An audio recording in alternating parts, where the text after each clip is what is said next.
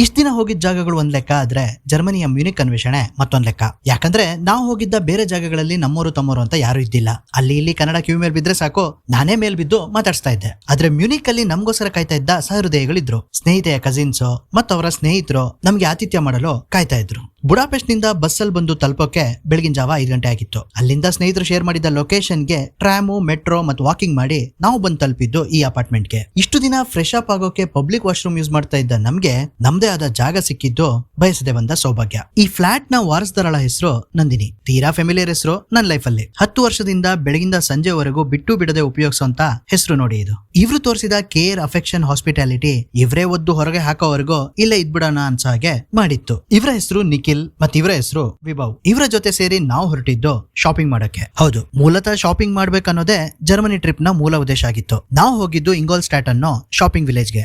ಇಂಗೋಲ್ಸ್ಟಾಟ್ ಬಂದು ತಲುಪಿದ್ವಿ. ಸೊ ಇಂಗೋಲ್ಸ್ಟಾಟ್ ಅನ್ನೋದು ಸ್ಟಾಪು ಟ್ರೈನಿಂದ.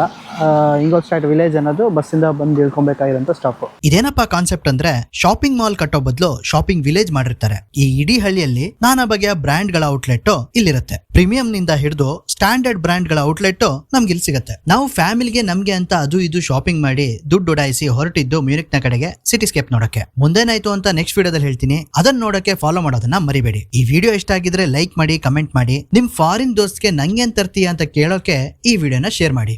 ಕನ್ನಡದ ಸಿದ್ಧ ಹಾಡೋದಕ್ಕೆ ಎದ್ದ